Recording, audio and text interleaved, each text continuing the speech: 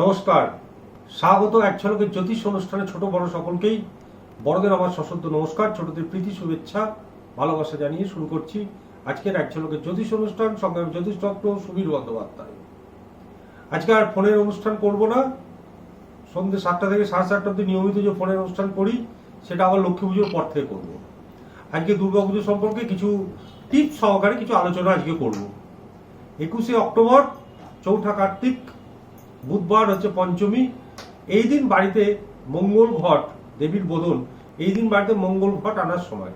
মঙ্গল ঘট দুর্গাপুজো উপলক্ষে, নবরাত্রি বা দুর্গাপুজো উপলক্ষে 3বার আনার সম্ভাবনা। যারা নবরাত্রি করছেন তারা প্রতিপদ, যারা বোধনে আনছেন তারা পঞ্চমীর দিন, তাও যদি না সম্ভব হয় তাহলে অন্তত সপ্তমীর দিনকে ঘট আনতে হবে। নিয়মটা মোটামুটি সব ক্ষেত্রেই একই। পঞ্চপল্লব দিতে পারেন। পঞ্চপল্লবের মধ্যে, ঘটের মধ্যে কোনো নিকটবর্তী পুকুর বা পরিষ্কার পরিচ্ছন্ন জলাশয় বা গঙ্গা বা কোনো যদি বহমান জল থাকে সেখান থেকেই ওই একটি ঘট নেবেন। সেটা মাটির ঘট হতে পারে, পেতলের ঘট হতে পারে। সেখান থেকে একটি ঘটে করে জল ভরে নেবেন, পঞ্চপল্লব দেবেন। তার মধ্যে আম, বকুল, অশ্বত্থ, বট, কাঁঠাল, এইরকম 5টা আম, অশ্বত্থ, বট, বকুল, কাঁঠাল। যদি পঞ্চপল্লব জোগাড় করা না সম্ভব হয় তাহলে শুধু আম্রপল্লব দিলেই হবে। আম্রপল্লব যদি জোগাড় করা সম্ভব না হয় তাহলে পরে করবী দিলেও হবে। এই ঘটে জল তুলে নিয়ে আসবেন। যখন আসবেন তখন বাড়ির কাউকে বলবেন যে একটু ধুনো নিয়ে যেতে, ধূপ ধুনো, ওই পুকুরে ঘাট থেকে আপনার সাথে সাথে যেন আপনার বাড়ির ঠাকুর ঘর অব্দি যেন আসে। বাড়ির ঠাকুর ঘরই সাধারণত এই ঘরটি বসাবেন। যখন ঘরটা বসাবেন কিছু ধান বা কিছু চাল দিয়ে তার উপর ঘরটাকে বসাবেন। সেই ঘরটার মধ্যে মেয়েরাই, বাড়ির মেয়েদেরই বসাবার কথা, যে মেয়েরাও বসাতে পারেন বা বাড়ির ছেলেরাও বসাতে পারেন। তাহলে পরে অনামিকা আঙুল দিয়ে, কড়ি আঙুলের আগের আঙুলটা দিয়ে একটু সিঁদুর, তার মধ্যে একটু ঘি মিশিয়ে নিয়ে ঘরটার গায়ে একটা স্বস্তিক চিহ্ন এঁকে দেবেন বা ওম কথাটা লিখে দেবেন ঘরটার গায়ে। ভালো হয় যদি স্বস্তিক চিহ্নটা লিখতে পারেন। আর সেই জলের মধ্যে একটু সিদ্ধি দিয়ে দেবেন। এই যে পঞ্চমীর দিন থেকে শুরু করে পঞ্চমী, ষষ্ঠী, সপ্তমী, অষ্টমী, নবমী আপ টু দশমী, 6 দিন গোটা বাড়িটাতে ধূপ ধুনো, গুগ্গুল, কর্পূর সহযোগে আরতি করবেন। এবং প্রত্যেক দিন ওই ঘরটার সামনে অল্প কিছু ভোগ নিবেদন করার চেষ্টা করবেন। এই তো সাধারণ ঘরের মেয়েরা সবাই করে, যে কিছু কিছু কিছু না জুড়লে একটু নকুলদানা, জল, একটু ভালো মন্দ পোশাক। আপনারা তো খাওয়া দাওয়া করছেন, আমরাও খাচ্ছি, সুতরাং দেবীর উদ্দেশ্যে একটু ভোগ নিবেদন করা, ওটা ফিরে আবার আপনার কাছেই চলে আসবে প্রসাদ হিসাবে। কাজে একটু ভালো রকম সাজিয়ে দিতেও কোনো অসুবিধার কিছু নেই, কারণ খানিক পরই প্রসাদ হয়ে নিবেদন করার পর আপনার কাছেই আবার চলে আসবে, আপনারাই খাবেন সেই প্রসাদ। সুতরাং মনের ভক্তি সহকারে দেওয়ার চেষ্টা করতে হবে। দশমীর দিনকে আবার ওই ঘট, টাইমটা আমি বলে দেবো যে কোন সময় বিসর্জন। দশমীর দিনকে ওই ঘট আবার নিয়ে গিয়ে ঠিক যে পুকুর বা জলাশয় থেকে আপনি তুলেছেন সেই পুকুর বা জলাশয়ে ওই ঘটকে বিসর্জন করতে হবে। বিসর্জন করবার আগে সেই ঘটের জল আপনি গোটা বাড়িতে চারিদিকে একটু করে ছিটিয়ে দেবেন। চারিদিকে ছিটিয়ে দেওয়ার পর সেই বাকি জল, পাতা, ফুল যেগুলোই আছে, সেই যেই পুকুর থেকে জল তুলেছেন সেখানে গিয়ে বিসর্জন দিয়ে দেবেন। 5ই কার্তিক, 22শে অক্টোবর, বৃহস্পতিবার, ষষ্ঠী। ষষ্ঠী থাকবে বেলা 1:11:58 অবধি। আর পঞ্চমীর দিন যারা ঘট আনবেন 21শে অক্টোবর, তারা ঘট নিয়ে আসবেন বেলা 2:44:19 মধ্যে, কারণ ওই সময় পরে আবার ষষ্ঠী লেগে যাবে। 2:44:19 মধ্যে করতে হবে। 6ই কার্তিক, 23শে অক্টোবর, শুক্রবার, সপ্তমী। সপ্তমী থাকছে বেলা 11:56:06 পর্যন্ত। দেবীর দোলায় আগমন, ফল হচ্ছে মড়ক। এই দোলায় যে আগমন হচ্ছে, দোলায় আগমনের পর চেষ্টা করবেন পাড়ায় যেখানে দোলা আসছে ওই দোলায় নবপত্রিকার মধ্যে হলুদ থাকে। যারা স্টুডেন্ট সবাই নিতে পারে, যারা স্টুডেন্ট, যারা সামনের বছর মাধ্যমিক পরীক্ষা দেবে, উচ্চ মাধ্যমিক পরীক্ষা দেবে, জয়েন্ট এন্ট্রান্স দেবে, তারা গিয়ে ওই পাড়ার ক্লাবে হোক বা বারোয়ারি পুজো যেখানে হোক একটু হলুদ সংগ্রহ করে অবশ্যই মুখের মধ্যে ওই হলুদটা খেয়ে নেবেন। হলুদটা খেয়ে নেবেন, এটা বিদ্যা বুদ্ধি খুব ভালো হয়। 7ই কার্তিক, 24শে অক্টোবর, শনিবার। শনিবার দিন হচ্ছে বীরাষ্টমী বা মহাষ্টমী। 11:22:29 অবধি। ওই দিনকে সন্ধি পুজো হচ্ছে 10:58:19 থেকে সকাল 11:46:29 অবধি। 11:22:29 বলিদান। ওই দিন যারা মহাষ্টমীর ব্রত করেন তারা জানেন কিভাবে করেন, আর যারা করেন না তারা মহাষ্টমীর প্রসাদ খেয়ে, যারা অসুস্থ মানুষ মহাষ্টমীর প্রসাদ খেয়ে লুচি সবজি নিরামিষ এগুলো খাবে। 8ই কার্তিক 25শে অক্টোবর নবমী। নবমী থাকছে সকাল 11:11:04 অবধি। যারা মহাষ্টমীর ব্রত করেছেন তারা চেষ্টা করবেন ওই দিনকে কিছু ব্রাহ্মণ বা কিছু লোকজনকে খাইয়ে মহাষ্টমীর ব্রতর পরাণ ভঙ্গ করতে বা ব্রত ভঙ্গ করতে। 9ই কার্তিক 26শে অক্টোবর সোমবার। সোমবার দিন হচ্ছে দশমী। 11:29:57। তার মধ্যে ঘট বিসর্জন। 11:29:57 ঘট বিসর্জন। এই ঘট বিসর্জন শেষে হয়, অনেক বাড়িতেই হয়, অনেক পুজো মণ্ডপে হয় অপরাজিতা পুজো। অপরাজিতা গাছের পুজো। ওই অপরাজিতা গাছের পুজোর সময় দেখবেন যে একটি আংটি করে দেয় পুজোর পরে, বা একটি বালা করে দেয়, দিয়ে কিছুক্ষণ কেউ হাতের বাহুতে ধারণ করে, কিছুক্ষণ রাখতে বলা হয়, রাখার পর খুলে তুলসী গাছে রাখা হয়, তুলসী তলায়। কিন্তু আপনারা যেটা করবেন, ওই আংটি বা বালা বা তুলসী বা বাহুতে যেটা পড়ছেন ওটা তুলসী তলায় বিসর্জন না দিয়ে নিজের কাছেই রেখে দেবেন 1 বছরের জন্য।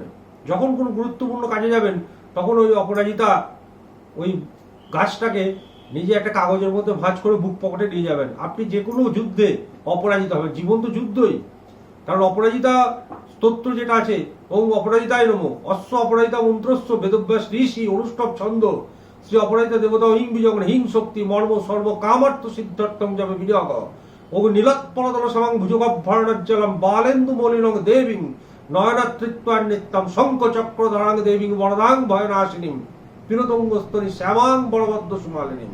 অর্থাৎ সমস্ত ভয় থেকে বিপদ থেকে উদ্ধার করে এই অপরাজিতা। কাজী পুজো মণ্ডপ থেকে, পুজো প্যান্ডেল থেকে দশমীর পুজো শেষে এই অপরাজিতা সংগ্রহ করতে ভুলবেন না গো। সময় হচ্ছে ছোট্ট একটা বিজ্ঞাপন বিরতির, সঙ্গে থাকুন, ফিরে আসবে এখনই।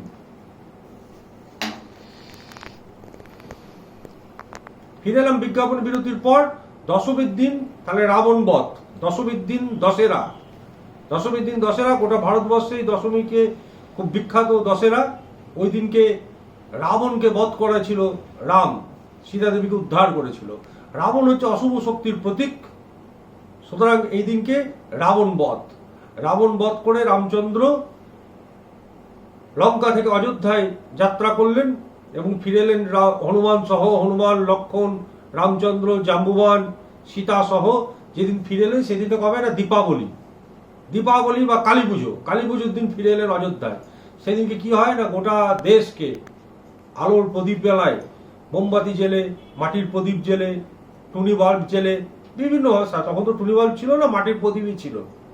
মাটির প্রদীপ জেলে, মাটির প্রদীপ জ্বালতে পারলেই বেশি ভালো। দাদা মোমবাতিও আছে, মোমবাতি জ্বালবেন, টুনি আছে, টুনি জ্বালবেন, কিন্তু এর সঙ্গে একটা সায়েন্স জড়িত থাকে। দেখবেন ওই সময়গুলোতে খুব পোকার উপদ্রব হয়। এই পোকার উপদ্রব থেকে বাঁচতে গেলে পরে, পোকার উপদ্রব কিছুটা অংশে কমাতে গেলে পরে ওই টুনি বাল্ব জ্বালাটা অতটা লক্ষণীয় জিনিস নয়। পারলে পরে বরং চেষ্টা করবেন প্রত্যেকের বাড়িতে মোমবাতি বা প্রদীপ, মাটির প্রদীপ জ্বালতে। এই মাটির প্রদীপ যখন জ্বালছেন আপনি, সমাজের এক শ্রেণীর মানুষ যারা মাটির প্রদীপ তৈরি করে বিক্রি করে, সেই কুমোর বা বাড়ির বাচ্চা বাচ্চা ছেলেমেয়েরা দেখবে খুব গরিব সম্প্রদায়, তাদেরকে একটা হেল্প করা হয়। মোমবাতি জ্বালবেন। টুনি চায়না, টুনি জ্বেলে কোনো লাভ নেই গো। মোমবাতি বা প্রদীপ জ্বাললে পরে সে তার সাথে সায়েন্স একটা কাজ করে, কারণ প্রচুর পোকামাকড়ের উপদ্রব হয় ওই সময়, খানিকটা অংশ সেটা কমে। এই দীপাবলিতে তাহলে অযোধ্যায় আগমন হলো।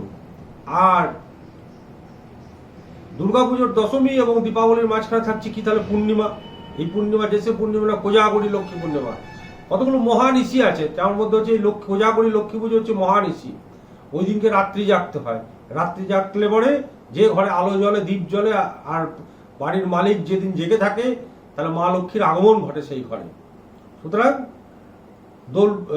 সেই মা লক্ষ্মীর আরাধনা করতে হবে। আর দোল পূর্ণিমার মহালক্ষ্মীর জন্যে কোজাগরী লক্ষ্মী পুজোর দিনকে যে সব থেকে যেটা বড় টোটকা, সেটা হচ্ছে যে পায়েস তৈরি করবেন। সেদিকে পায়েস তৈরি করে পূর্ণিমার চাঁদের আলোয় 2 ঘন্টা থেকে 4 ঘন্টা রাখবেন।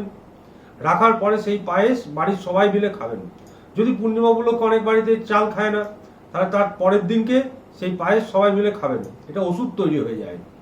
চাঁদের আলোয় এই পায়েস সেদিনকে ওষুধ তৈরি হয়ে যায়, অমৃত হয়ে যায়, বুদ্ধির বিকাশ হয়, শরীরের সুস্থতা আনে। রাম, ভরত, লক্ষণ, শত্রুঘ্ন, তাদের এক বোন ছিল। রামচন্দ্রের বোনের নাম কি অনেকেই জানে না। রামচন্দ্রের বোনের নাম হলো শান্তা। উত্তর ভারতের রামায়ণে কিন্তু এর শান্তার উল্লেখ পাওয়া যায় না, তুলসী রামের রামায়ণে পাওয়া যায় না, কিন্তু দক্ষিণ ভারতের রামায়ণে রামচন্দ্রের বোনের উল্লেখ আছে, তার নাম হচ্ছে শান্তা। দশরথ এবং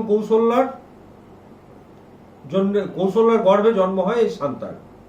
এই পরের বছর লক্ষ্মী পুজো মা লক্ষ্মীকে চড়ু দেওয়া হয়। চড়ু মানে ওই খিচুড়ি লাপড়াটা সবকিছু মিশিয়ে মানে এক অন্য একটা দেওয়া হয়।